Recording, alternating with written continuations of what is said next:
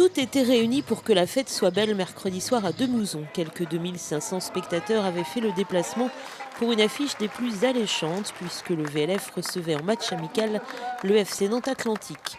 Après leur victoire incroyable face au SCO d'Angers, les hommes de Frédéric Reculot étaient donc très attendus dans leur stade par leur public. Logiquement, c'est pourtant le FCNA qui ouvre le score à la 23e par une combinaison entre Sid Gorson et Salah. Ce dernier lobe Anthony Martin et donne ainsi le premier but aux Canaries. En deuxième mi-temps, les Nantais changent de physionomie puisque Der Zakarian modifie la quasi-totalité de son groupe. Mais malgré quelques belles actions nantaises, le match va s'équilibrer. Et finalement, en toute fin de jeu, deux anciens Luçonnais vont tromper à nouveau Martin. Ileki d'abord qui tire, mais le ballon est repoussé dans les pieds de Bamou qui marque. 2-0, le job est fait pour Nantes. C'est un match de préparation supplémentaire. Voilà, on avait quelques joueurs absents et un joueur qui a déclaré forfait à l'échauffement aussi. Voilà, non, dans l'ensemble, il y a eu des bonnes choses, que ce soit défensivement, offensivement. On n'a pas concédé d'occasion nette dans l'ensemble. Et puis on a su se créer des situations pour marquer des buts. On en a mis 2. Voilà, je pense qu'il y a encore du travail avec certains qui ne sont pas encore au niveau, mais c'est tout à fait normal aussi. Non, mais Luçon, c'est toujours une équipe qui essaie de jouer, qui essaie de sortir proprement les ballons, qui sont techniquement et collectivement, ça joue bien. Voilà, c'est une équipe toujours difficile à manœuvrer et on a su contourner leur bloc par moment et se créer des occasions. Et pour le coach luçonnais, le score est logique au vu du match.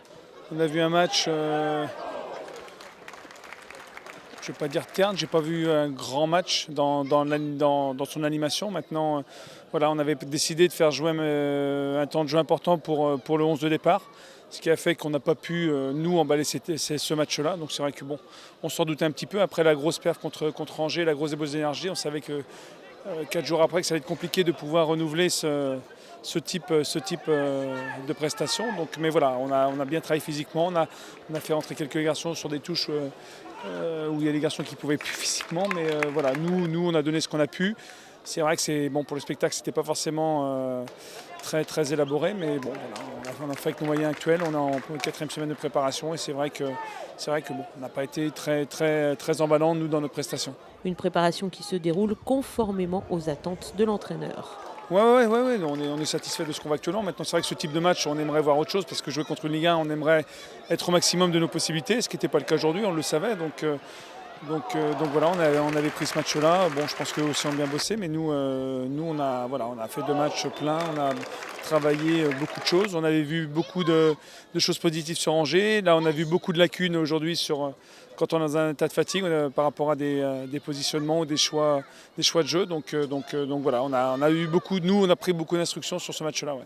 A noter enfin qu'avant la rencontre, les joueurs du VLF ont apporté leur soutien à la DSP et à la ville en arborant des t-shirts pour défendre la gare et ses arrêts, des trains pour les Vendéens.